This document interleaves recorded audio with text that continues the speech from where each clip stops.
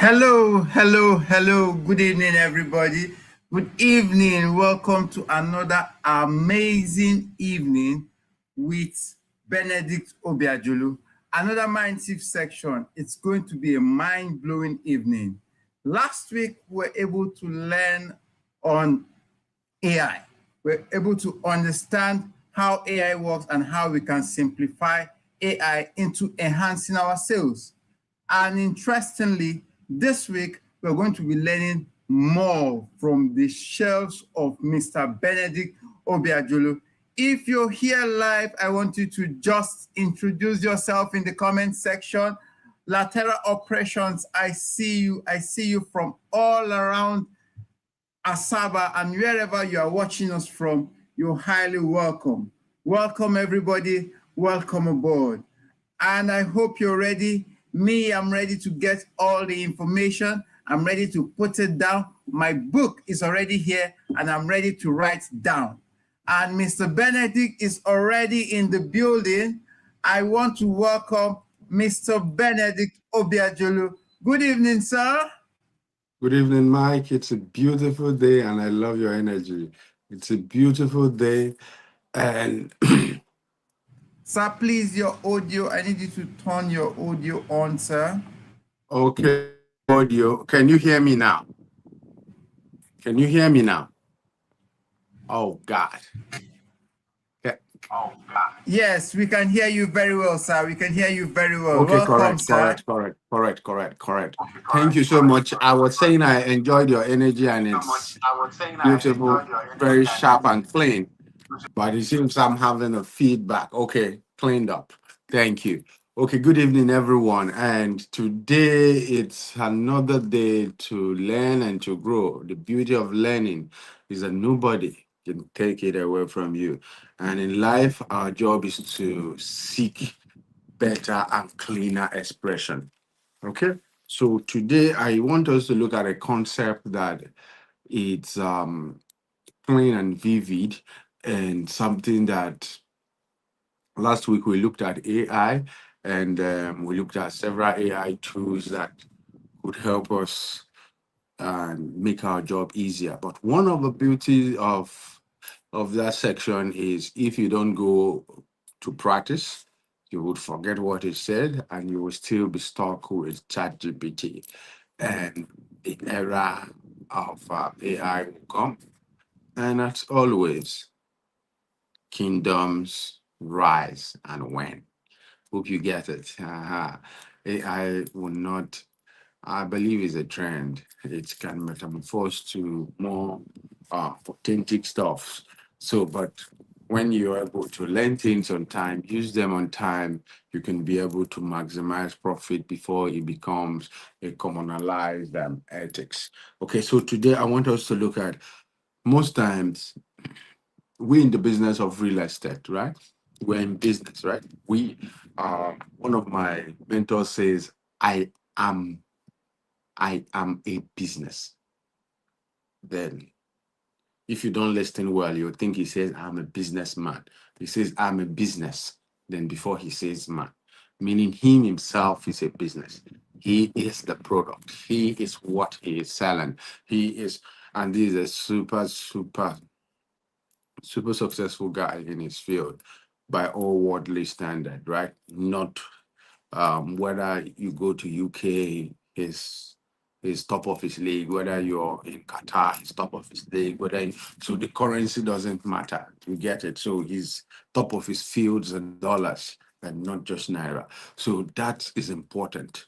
So have that concept. You are a business, not just a businessman. Okay. So today we're looking at where do we buy land that will make you rich. So invariably, this section is going to be short.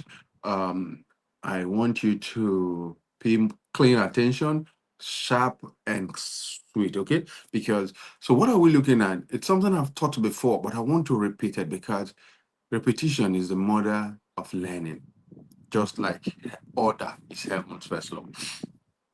Because all lands are not created equal. If land is God's creation, if land is God's money, right? If dollar and naira is man pounds, is man's money, and gold, land, infinite raw materials, right? Raw materials like land, they are God's money, right? So, and funny, not all God's money are created equal. So what I'm trying to go is just like man's money, pounds and naira is not the same value. Naira and Kenya shillings is not the same value. South African rand and Zimbabwe dollar is not the same value. So if that is the case, not all lands are created equal. So it's an important concept, right? So you have to get that. So and funny enough, those that make money make hundreds of millions of naira yearly. They buy lands not based on instincts. They buy it based on insight. The same way, now remember, there are people that play in the stock market that make money not based on instincts. They make money based on instinct. Oh, we have studied this, the statement of the balance sheet of this company. We have studied the strategy. We have studied the economic environment of where this company is currently playing in. So therefore, we can make this, we have this insight that they will be able to do this. Did you get what I've just said? Now, there is still something we call insider trading in the stock market. Now, if you're able to understand the concept behind that not all lands are created equal, you will be able to have insider knowledge of what makes one piece of property more powerful than the other. Does this make sense? So it's very important. So invariably, those that make hundreds of millions of naira yearly, billions of naira yearly, hundreds of millions of dollars yearly through land, they don't do it based on instinct. Oh, I just came here. I love the breeze. I feel something. No, you have to see something, not with your normal eyes, but with the eyes of your calculation. Okay. So that's with insight. The buy is based on insight, not instinct. Always remember that. So for you to prosper in this business, for you to be able to advise your client right, you must have the instincts. For you to become that land that you bought, I was speaking with one of my friends 3 days ago, and I was happy. And she walks normal day walks in the bank, and she was sharing a testimony of how she did, and that was 100% inside, right? So she was just that she bought this land for 17.5 million here in Asaba. For how many years in 2023, and was telling me how, oh, they sold this land for 140 million, although they gave her 105 million. After how many years? After 4 years, 17.5, 105 is our take home. All right? The total selling price was 140. But see the number of persons that 35 million that didn't come to her, that came to the people that sold it.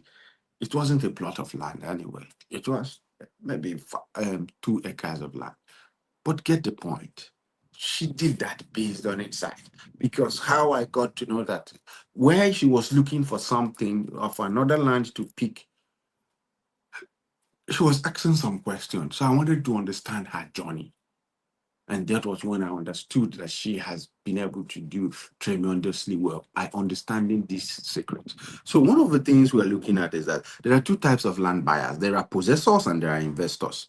Now, possessors buy for emotional reasons. Possessors, they want to, oh, this estate is selling. Who owns it? They hear one fine name. Okay, because of that, they're emotionally connected. They're not asking, okay, what will be the XYZ return? No, it's not what they're asking. What they're asking is they want to buga, they want to have, how you want to wear a bada based on the purchase. No, is you don't wear a bada based on the purchase.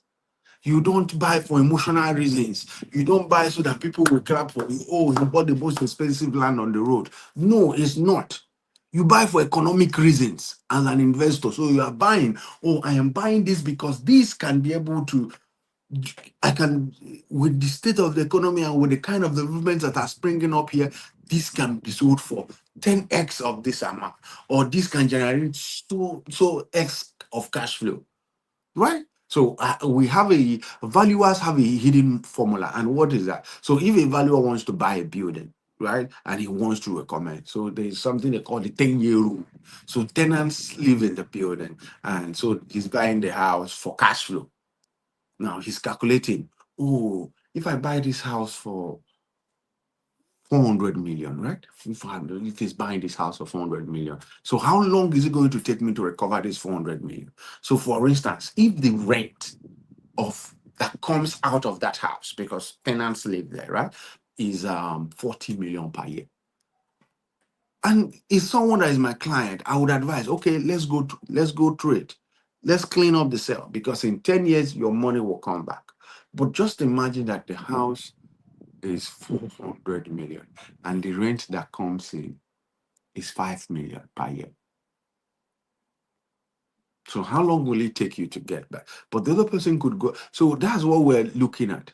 But that is for valuers and buying rental properties, right? So you already know, oh, I may not be able to make my money in 10 years, but I know if I buy this house, I can flip it. So you now change it. So you can still buy the house, but you're not buying it for another reason, not for cash flow. But for cash flow, it's not giving you a minimum of 10%. Why? Increase. So if you're someone that wants to hold it, so you see it doesn't tally. Does someone get this? It's important you get it, but it's a hidden calculate.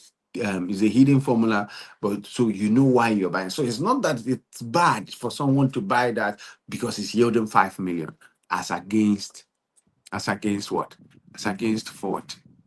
No, it's not.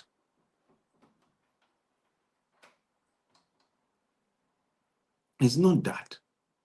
But the point is, your reason must be clean. So if your reason is, oh, I want to hold it for 5 years, and then I know I can flip for 800 or 600, that makes sense. Or I want to buy it and I want to upgrade it and increase the rent to 40, then that makes sense. Does this? So invariably, we have possessors and investors. So there are two types of land buyers, basically land buyers. So we come down to land. So when we say there are two types of land buyers, there are possessors and there are investors. So they buy for economic reasons. That's investors. They buy through insight. They don't look at land and say they're asking the distance of this land from their husband's house. They're not asking, oh, the distance of this land from my father's house. They're not asking from the distance of this land to a place they are even renting. People can tell you that a land is far because the person lives in AB and the house is in this way and the land is this way. So he feels it's far. You get it? So, but investors buy based on, remember what we said? They buy based on economic reasons, based on insight, based on the ROI, that's economic reasons too, what the land can do for them, the purpose of the land. Oh, it's always very important. You can't, the way you shop for, if you're trying to develop your mind, the way you shop for books, right? And okay, the way most people shop for clothes should be the way you should go around shopping for investment, shopping for land. So you should have a purpose. You should have, okay, why am I getting this? That's critical. And for every investor, they have a purpose. They have a purpose. So that purpose must be airtight, which they can now use to create. So most investors create what we call real estate acquisition program. So meaning, oh, I'm buying this for this, I am doing this for this. You don't buy based on emotional reason. Oh, I love the land. It's my uncle that is selling. It is no, don't. They must be used for it. There must be a plan towards it. So you don't become when someone has emotional reasons to buy land, the person messes up misses a lot of opportunities and then ends up buying things that, just like when somebody is picking stocks, right? And then you're looking at, oh, which land is, which stock is cheap. He's not asking, oh, which company stock, which business, because buying stock is like buying a business. So you're not asking which business is doing well or which business has the propensity to do well. The person is not asking that. The person is looking at, okay, I like the name of this one. She's doing, oh, I like their logo. You see, it doesn't sound well. You just know that this person is going to lose majority of what he's doing. He's going to lose. He doesn't stand a chance. And that's how most people play the land game. Okay? So now so to pick a place where one has to live, most people buy land based on emotional reasons. That is why, oh, I don't like the place. It's a funny statement when people say it, right? But who has gone to Ikeja and says, I don't like the place? Yes, you may not like Ikeja. You may not like VI. Right? Personally, there are places I don't like in Lagos. Yes. I own properties in some places I don't like. I wouldn't like to live there. Yes. But I know there are people that want to live there. So I can own properties there because the money that they will pay is meeting an economic reason. The money that they will pay because it made economic sense to buy the property. It made economic sense. Do you get it? It made economic sense. When you do your mathematics, oh, this property in 8 years have recovered through the cost of the land and the house, 8 to 10 years, or even to 12. Clean calculation. Why won't I like it?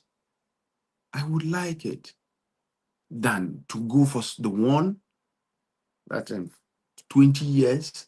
I love the land, but it's not fulfilling its purpose. Remember, its purpose is economic reasons. It's ROI. It's those things must meet up. It must meet up. So now there's a concept I want to introduce to us, and I will run through it, and I want you to always remember that. So you use it to analyze. So when a client is talking to you, where you're the one that is the client, when you're trying to pick up a property, when you're trying to understand which land will make me rich, you can think with certainty. You can. I was with someone today and he was telling me, oh, you have land near the second Niger Bridge Road. I said, yes, we do. And he said, oh, did you know that the second Niger Bridge? I said, yes, I knew. And truly, I knew that. When we were buying the land 3-4 years ago, we were buying it because that the second Niger Bridge was coming there. It's planning. It's not because of I liked the area. It's because there is insight. Land is not a male or female gender. That is a lady, you say, I like the land. Or as a man, you say, I like it's not a woman. It's an asset. An asset are gotten to serve a purpose. Okay, so quickly, there's something we call the compare strategy. You can always layer it, you can always grade it from 1 to 10, and you can see how attractive, how compelling the land is to your purpose, right? And then based on what, let's say you're looking for a luxury property, you can give high to luxury. So it's called compel, COMPEL. So compel, CO for commerce, M for migration, P for people, right? E for employment, and L for luxury. So let me take it again. Compel, compel, compel. It's a mathematical formula that you can use to grade how can a land become profitable? How can a land meet my target? Remember, the target for cash flow, the target for capital gains, it can be a target for land banking, it can be a target for land flipping. All these are different targets, right? All these are different economic reasons why we purchase properties. Okay, so one of them is we talked about commerce, right? And funny enough, why it's good you look at it. So let's say you're targeting to own somewhere within a high commercial area, and if you have the whole money and you are starting out, and you could go to somewhere like Alaba and buy up a plaza.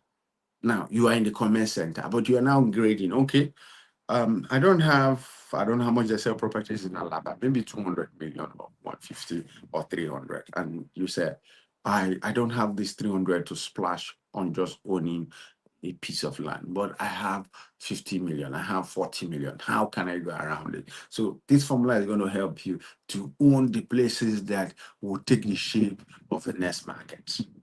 Okay.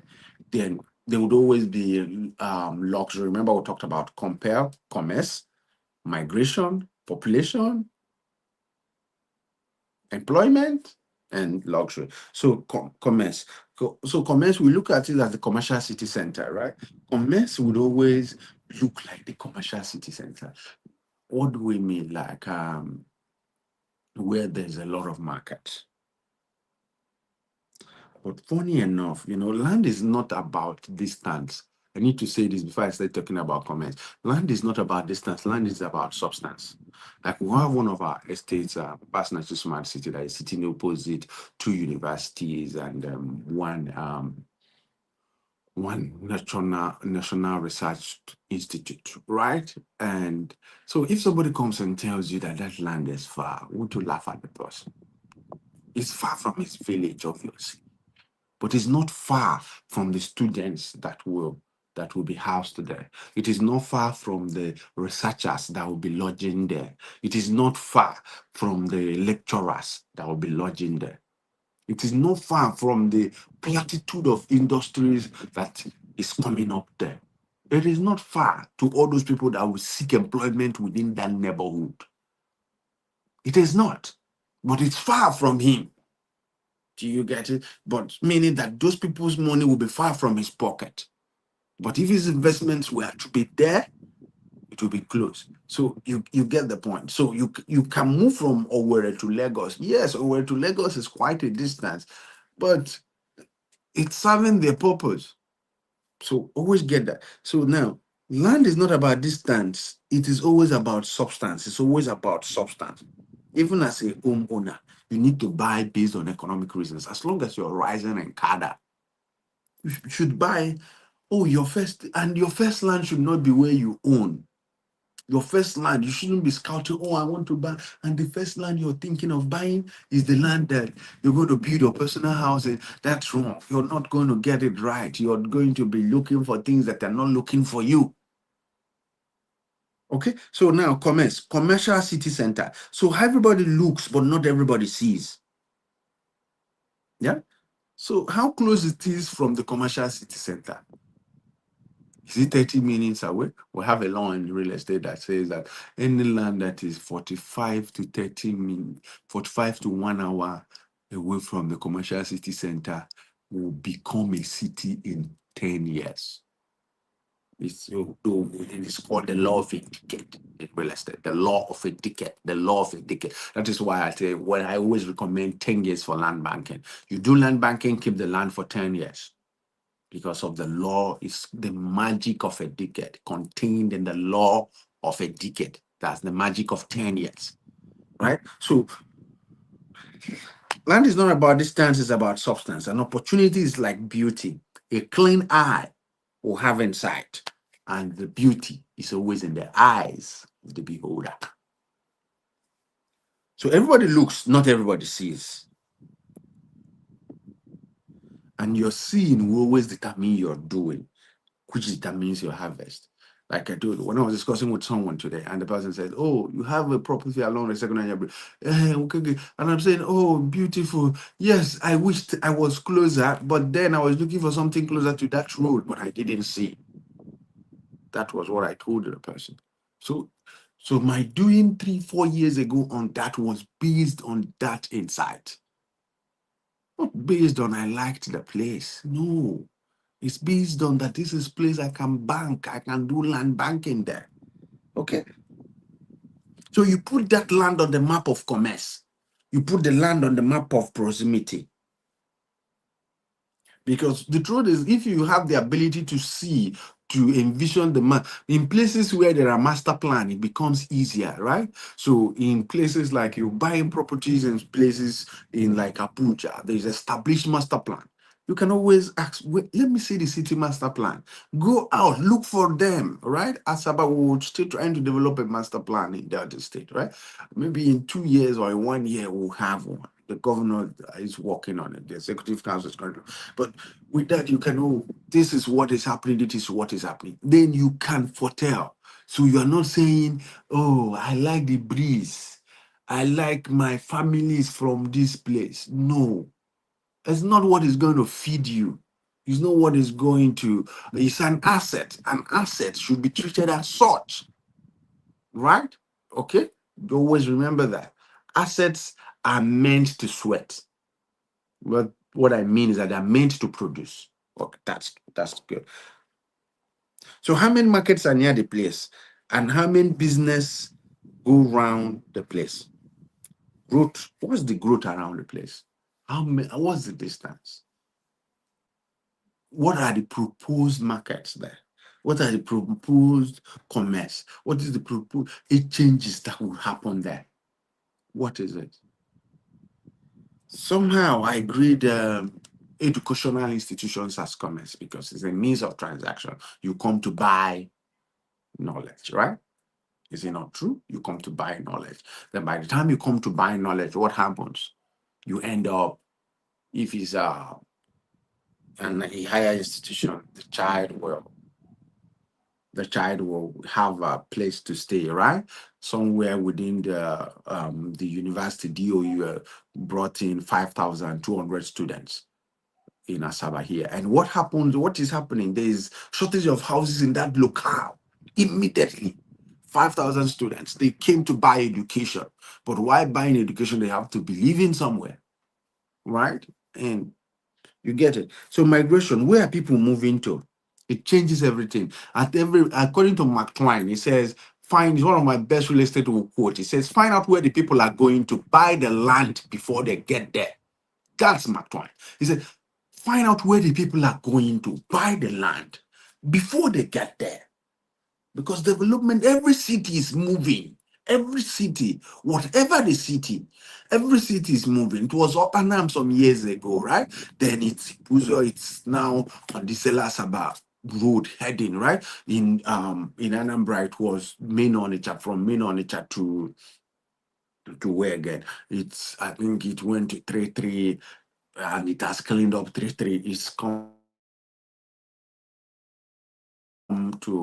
It's currently in Oba, right? Then when you go to Lagos, from there to Lekki, there was a time all the old money was in GRA, Ikeja. It came to Lekki, now it's in Ibeju. Now people are moving to Ebe. Every city is moving. Every city. Remember what I said before, right? So where are people moving? It changes everything, it changes the dynamics. Before, whenever you're in Lagos, the center of clubs and everything was in Ikeja. Now, it's as if you want nightlife, you go to the island. So there is no more production of land. That is the only thing that people are not making, right? But the land can keep producing a fortune for you. They can. Because the funny thing is not the house on the building on the land that appreciates, it's the land. So you have to choose it well. Remember, it is. So he says, "Oh, I built a house for 40 million 3 years ago, right?" Then someone comes to buy the house. Mostly the house is, remember, house is it's a fashionable item, just like your phone. So it goes out of vogue. There are, when we were small, there is no this stone coat witch tech, the one that made witch tech. The stone coated roofing wasn't there, but now it's now a symbol of housing, right? And if you see a house of a wealthy man in the 80s, in the 90s, you just know it's not today. It's not today's house. That is the same way that the contemporary housing designs of today will be backward in 10, 15 years. Don't forget that. So population And then migration will affect population. So where has the population? People are always moving, right? So go there, buy the land. People are always moving. The third one is population. When dealing with compare, a formula that you can place on the table, place this land. Oh, this is what this client wants. This is what I want. And then you can really say, oh, you are the consultant you are, because you understand how to derive formula and beat your chest and predictively say that this will be able to work. Because remember, you're not the only one that knows it. When government developments are coming, they also look for such a place. So it works in sync with what you've been able to do. And then it becomes magic. People will call it luck, but you will know that God has helped you, correct? But you will also know that insight has been able to keep you ahead of the masses. So population, migration affects population. So as migration, remember what we talked about as our aim, migration, the rate at which people are moving to the area, where people are moving to, right? So as people are moving to, population will keep increasing. So it's the biggest tool for creating wealth, demographics, because the business of land is equal to the business of people. Yes. The land has value because a lot of people are interested in moving to that place. So that is the biggest tool for creating wealth. Why are people buying air rights in some places? Because, oh, these places, they have taken this building to the 25th floor or to the 50th floor. But someone has the money that he can do another 20 story. He goes back to the man that has the land and goes and pays him and says, sir, I will fortify this building and take it 20 story more. And I will give you 4 out of that building and pay him for his air rights. Because it's a tripartite land is a tripartite investment. Tripartite, right? You own everything above, you own the surface, and you own everything below. Yes. Above, on the surface, and below. So that's why you pay for the air rights. And that's why you can charge people to mine what is in your land, drilling down. You can sell the trips of sands if it has a high elevation, right? And then the person planting crop on it, you can harvest money from him. So remember that. So the more people move into area prices soar because people are the business, right? Where it's not a software business where people are the product. Okay, but that's by the way. So industries will make population increase. Yes, not thousand industries. Yeah, but in the next one we'll understand it. It is people that give land value. Though land does not have value on its own. It is people that give land value. That is why if you come from a small village of billionaires in Anambra, the land in your village will be expensive because there's too much money pursuing so little a piece of land. All the billionaires want to build house in their family, or they are millionaires and dollars, right? And they want to build house in their village. So the land becomes expensive. But you come from a village, maybe in a Bonny, and there are not much rich men, and the land is large. You'll be selling the land 50,000. You get the point, Abby? Yeah. So it is people that gives the land value. Land does not have value on its own. The ultimate value of an asset is the people. People give value to assets, no matter the class of assets, right? And let's remember, I want to reiterate this point. No place is far when it is close to commerce. No place is far when people are migrating to that environment. No place is far when population is increasing. And the fourth one, no place is far when there is employment.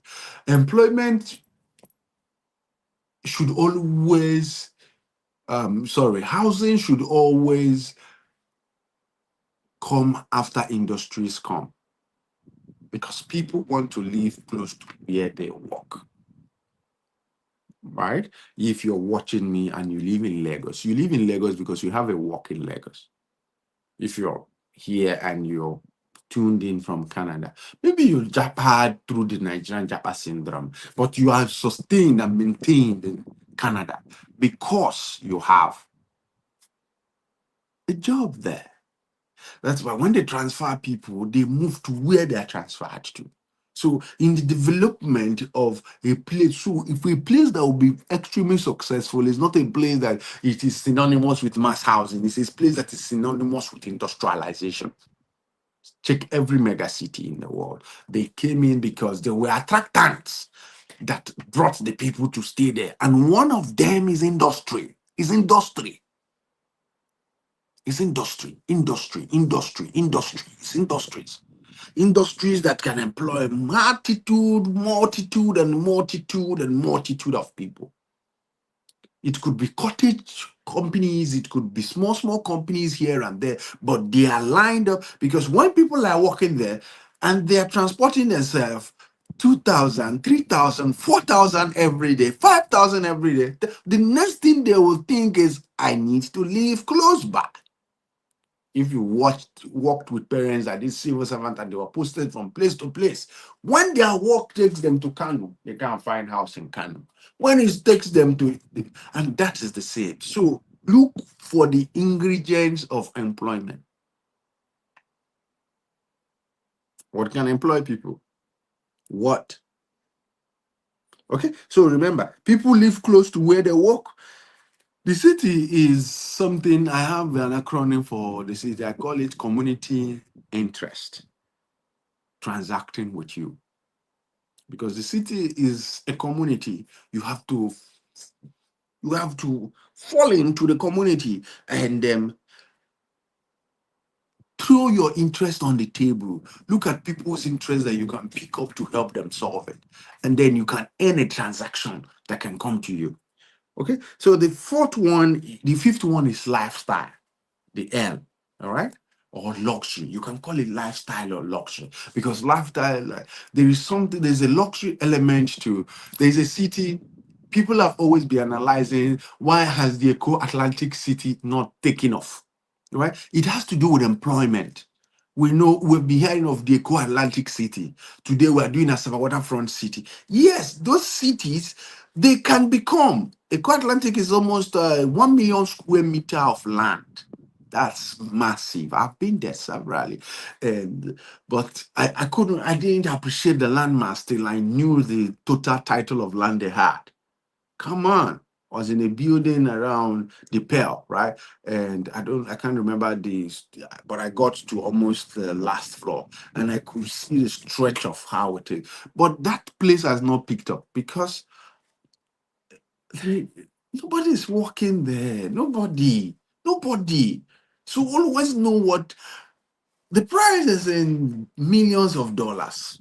Clean, good. But has it kicked off after 20 years? No. It's more than 20, I think so. But despite all the support and where it is located. So why I'm saying that is always remember that employment is important. It is very, very important. Right? So lifestyle, the insight of lifestyle and the taste of the people. Hmm? Good. The insight of lifestyle and the taste of the people.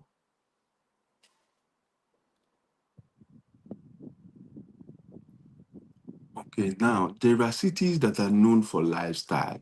There are places that is upscale, right? But you don't do something like I talked about. Eco Atlantic City is lifestyle, is luxury, is high taste area, right? But just like we said, it has its own tuning. It has its own tuning. So when you're buying places that when you remember we talked about purpose. That is why in this journey to grading you're compared. So if you're looking for a luxury place, so you should give more points to luxury. So you can say for lifestyle slash luxury over 20. Your if it's someone like me, I prefer industries, right? So because I may give industries 20. because I just believe that if people have places that are working, they want to live near it. If they have schools, they are going to live near it. The students will live near there as a commerce, while the lecturers will live near there as employment. Right? So inside of lifestyle, the taste of the people, there are places that you know it's just they're just making noise. That you come out, you see a woman tying wrapper on her chest. You know, there's no lifestyle there. Don't expect the cost of houses to go astronomically high. Yes, no, don't expect it. The gutters are, you know, not well kept. The value of the place will go down. All right. So you also watch the lifestyle of the people. There are two places in Asaba, right? You have the core area, you have Bonsac, you have the Mogbe. You get you, are you understanding what I'm saying? And that is the same way that it is in every city, in every city. So most time, if you're looking for lifestyle, you buy a depleted building because in a sophisticated neighborhood, that is the only way you get yourself into clean lifestyle that is working. Because most lifestyle you won't see them on Bella, right? But how you can get also a clean luxury property is through planning. You look at, oh, let me see the master plan of the estate. Let me see, and then through the master plan, you can now say, oh, okay, okay, and then you can know what you can go for. So remember that. So it's always important that you look at these 5 concepts, and I want to compare migration, population, employment, and lifestyle. When you look at this, it will be good that you understand how can this help you? How can you play in this neighborhood? How can you grade them? With that, you can be able to grade a land and say, oh, this land can meet this for this person. So you're not talking based on, oh, you want this commission. So you know that this land is good, but you cannot talk to the client. You cannot help the client to own it because you've not been able to mathematically see how can this land help this person. Now, if you bring it on paper and say, oh, see how people are moving to this area, right? See how employment is coming. See the lifestyle of this place. It's peaceful. You don't see the controlled neighborhood. And most lifestyle comes as a form of controlled neighborhood. Yes, always remember that. When the neighborhood is controlled, it's fenced, is you can't do this, you can't do that. Yes. You know, people don't like control, but it's control that brings lifestyle. It's control that brings upscaling. It's control that will say, oh, you can't sell in the market. You can't sell on the road. You have to get a shop. And you cannot have a shop inside. Not every house will have a shop. If you want a shop, go to the supermarket. Right? So those are the things. So my people, I wish you have been able to understand what commerce can do, what migration can do, what population can do, and what employment and lifestyle or luxury can do. And remember, compare is a mathematical formula. Pick a land, grade them 1 to 10. If I'm grading this land based on its commerce 1 to 10, then at the end of the day, you add the commerce, the migration, and since you did them over 10, and you put more weight on the one that suits your purpose more, then you can add them up and see what it gives you. And you can still divide it by 10 if you want to have your answer below 10. And then you will know the number. And then when it has a 7.5, it has a 8.5, and somebody is telling you it's far, you just know that this person that is telling you is far is a possessor. Why you want to be an investor? Investors play based on insight. I've given you the investors playbook for owning lands that is certain to make you rich. It's your job to pick it. It's your job to use it and help that client. And it's your job to get it up. So, Mike, Today, so that is it. I hope we've been able to have something beautiful from this section. I also hope that you've been able to learn something. I've also hope that you've been able to know that you can get on and build a fantastic life. Mike, thank you so much. And I would like to also inform everybody that we have we rolled out. We want to be going to Doha. Please, Mike, mute yourself. I'm getting the backdrop. So Okay, good. sir. Okay, sir. I want to inform us that we have a plan to be in Doha from the 5th to the 12th of from the 5th to the 12th of June. And we're making it open to everyone that is uh, registered ally with us. And that means that as long as you have your passport and you're able to close a sale of 50 million from today to May 30th, you'll find yourself in Doha, right? Qatar, from 5th to 12th of June. So it's a beautiful, if you have the video or the flyer, Mike, you could share it and then we could play it at the background. And it would be nice to, I really want us to be able to traveling as a form of knowledge that just like when the mind expands, it cannot go back, right? So when you're able to experience that, you'll be able to smile all the way.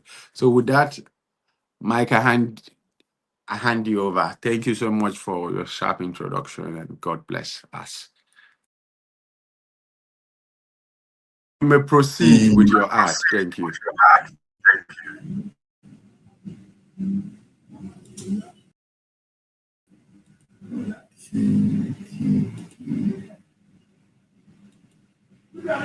Thank you. Thank you very much, Mr. Benedict Obiajulu. Thank you for this insightful message we have heard today. It's been amazing. I've been writing, and writing. The compel strategy of making sales. Wow. I didn't even know this, but today I've learned this and definitely I'm going to apply it in my sales strategy. And you too can apply it. Please, in the comment section, I want you all to keep writing what you're learning. It's very important to keep writing what you're learning so that our speaker can gain feedback from what he's teaching. He will understand that you are actually learning. It's very important. And also, as he has said, we are going to Doha this month. The competition for going to Doha has already started today. From now until the 30th of May 2026, you have the opportunity to key in and close sales. And by the 5th of July, you will be moving to Doha. That would be amazing. I want to be there. I have to apologize that the commercial is currently not coming up now, but definitely in our next session, which is next week, you would see the commercial for it. And also by next week, we'll be open again to gain another level of knowledge. The more you learn, the more doors keep opening for you. The more you keep getting ideas on how to close sales and how to become massive for yourself. Thank you everyone for coming on today. Thank you all the listeners. Please don't forget to join us again, same time, same channel next week. And please learn to practice what you're learning because it's very important. As you practice, you gain more experience, and everything works for you. My name is Michael, and I'm so happy to have you on the show today. And I look forward to seeing you again next week. Good night, everyone.